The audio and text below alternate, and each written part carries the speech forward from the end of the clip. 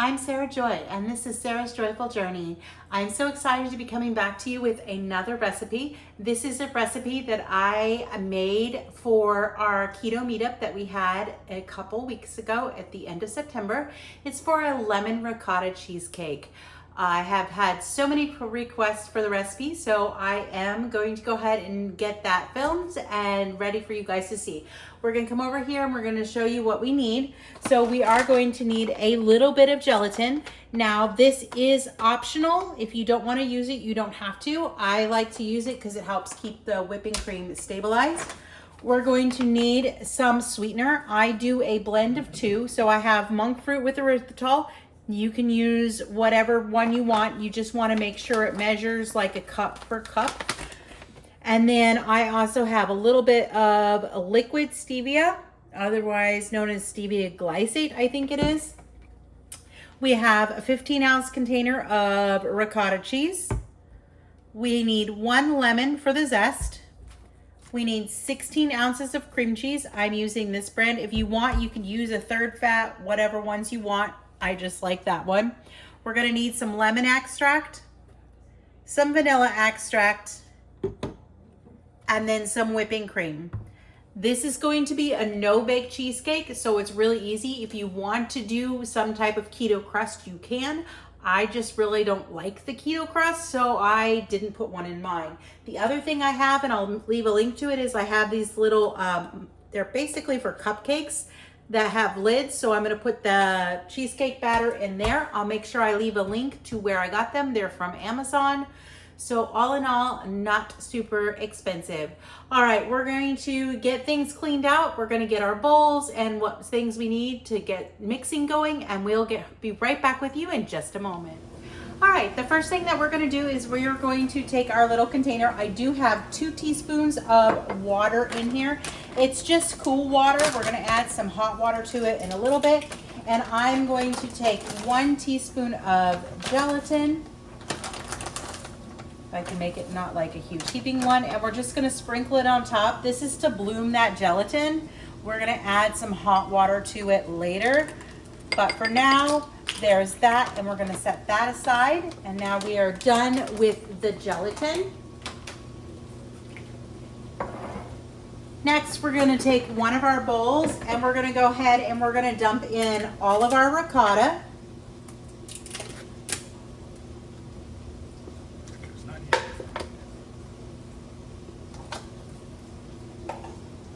And I'm sorry if you can hear my dishwasher running. All right, the other thing we're gonna dump in is our 2 things of cream cheese. Make sure that your cream cheese is well softened.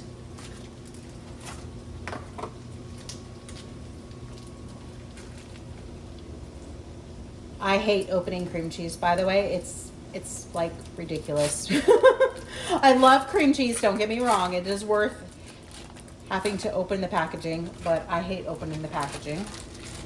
So there's the first 8 ounces.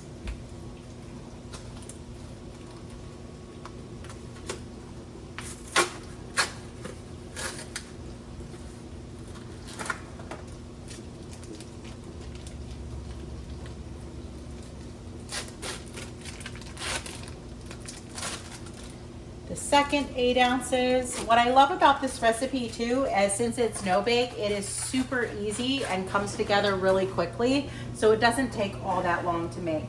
The next thing we're going to add here is going to be our sweeteners.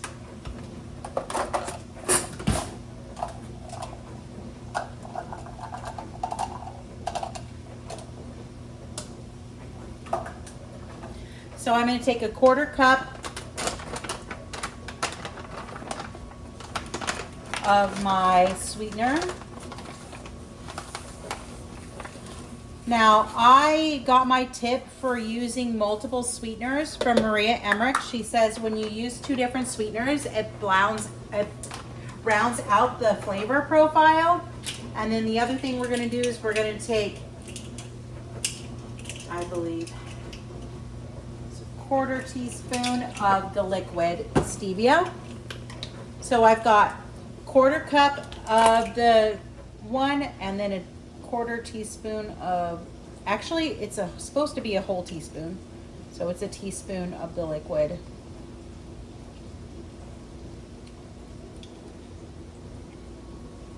And you can use more or less to your desire. I don't like things super sweet, so if you like it really sweet, you may need more than that.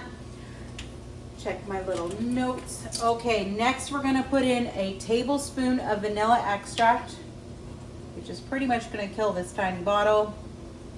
But I have remedied that by ordering a big bottle. And then the other thing we're going to put in is going to be half a teaspoon of our lemon extract.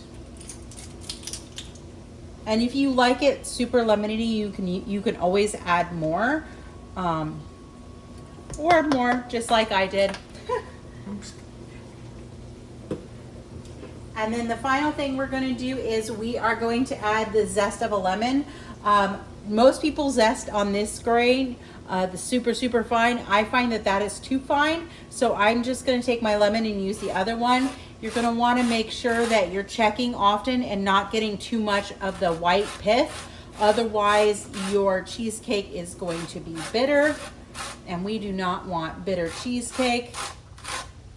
So it's just kind of, you can also buy a lemon zester, which I probably should do at some point, but I just didn't want to spend the money and wanted to use what I had available. And it's already smelling yummy. Like I said, just make sure we're not getting too much of that white part, but we're gonna want that whole zest of a lemon. I just kind of turn my lemon as necessary, take a few swipes, and then turn it again. You can always use the lemon juice for something else.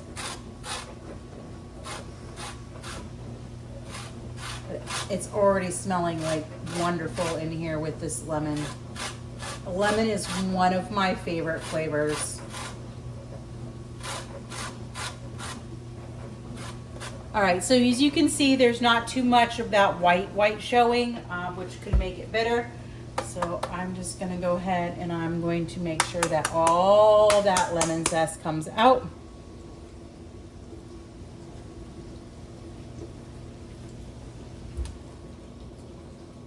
All right, so there is that. And I'm going to hook up my mixer and we're gonna mix this. I'm gonna be right back in a minute because I'm gonna get some unneeded things off the counter. All right, so we've got everything in our bowl and I've got my mixer. You can use a stand mixer if you have it. I used to have one, but we sold it before we moved. And then I was like, oh, I'm not gonna be making anything. So, well, now I got this. So we're just gonna blend this well until it's nice and smooth. You want it at a medium to medium high speed, depending on what your mixer can handle.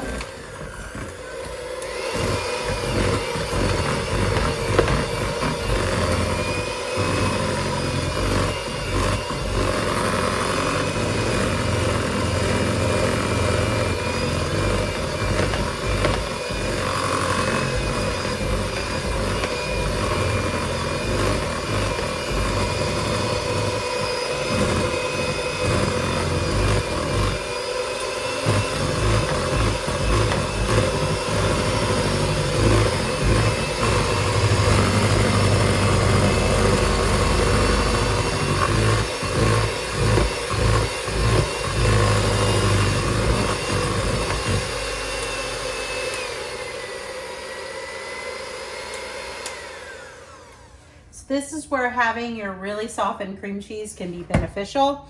That's pretty smooth. All right.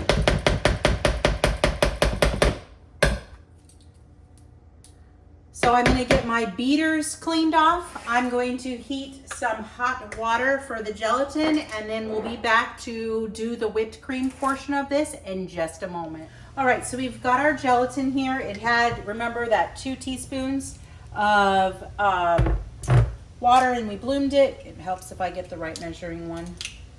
We're gonna add 2 more teaspoons of hot water. And that was well more than enough. And I'm just gonna mix it all together just to finish softening it. And that was probably a little bit too much water, but it is what it is. It's too late at this point. All right, so I have another bowl, and to this bowl we are going to add 1.5 cups of cream. I thought we had an open one. We do. Can you hand me the open one?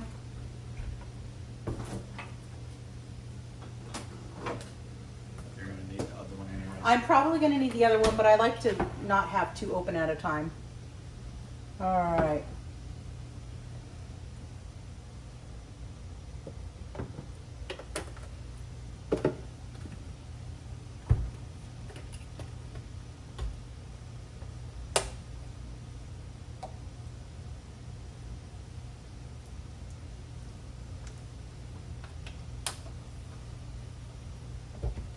So our 1.5 cups of cream is going to go into our bowl.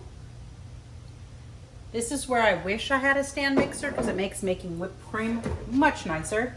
And we're just going to whip this until it stiff peaks. We're going to drizzle in our gelatin as we go.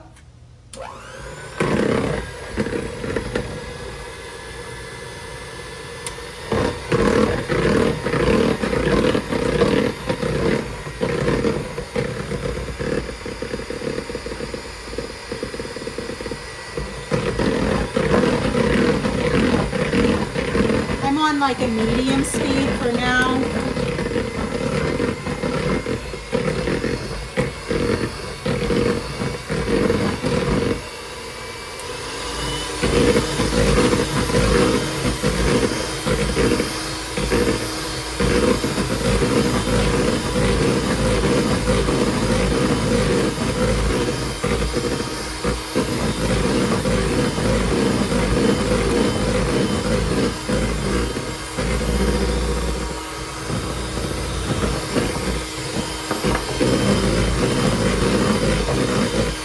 Go up to high.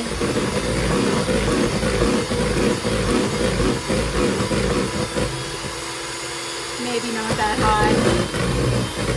All right, I'm gonna finish whipping this and I'll be right back with you. All right, so this whipped cream is just about done. You can see it's forming the stiff peaks. So we're gonna call that good. And we're gonna slow. I will get your finger if you do that. Of course, you know, what's the best part of baking? It's licking the beater.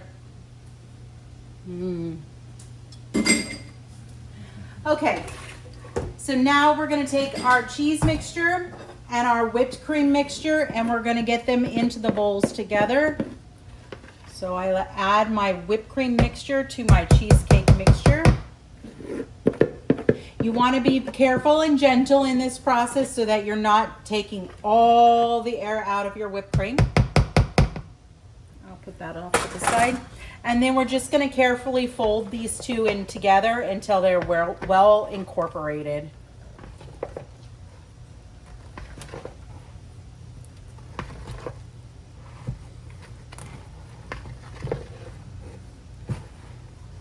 You can kind of see where the whipped cream is whiter. You're going to want to make sure it's well blended with your cream cheese blend.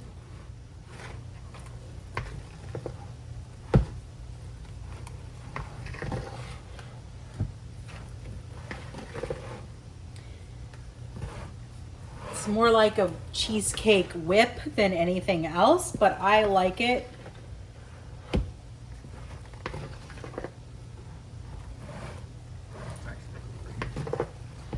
All right, so that's what it looks like.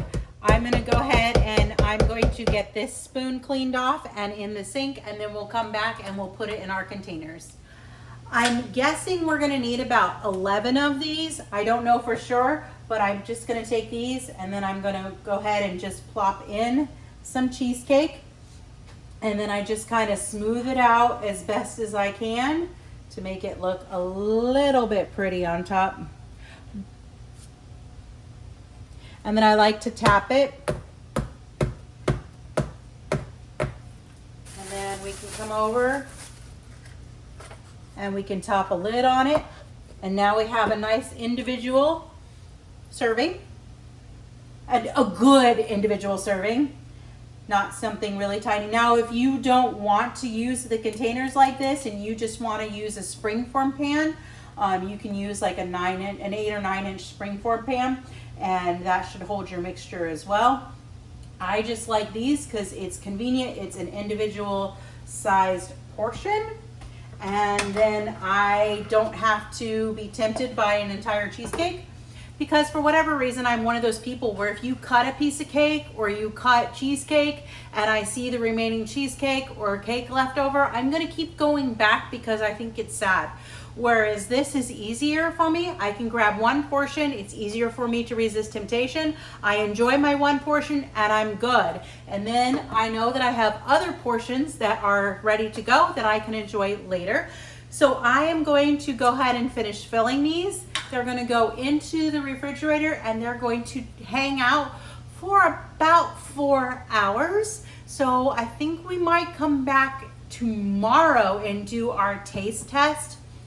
Or maybe we won't even do a taste test because honestly, I know that this is phenomenal and Matt will tell you the same thing. So I think that's what we'll go ahead and we'll do is we will call this video. Be sure you give us a thumbs up if you like this video. Share it with those you think would be interested in having this wonderful dessert. We're coming up to the holiday season where you need some desserts to share. This is a nice, safe option for you. Be sure you subscribe as well, and we'll be back with you with another recipe next week.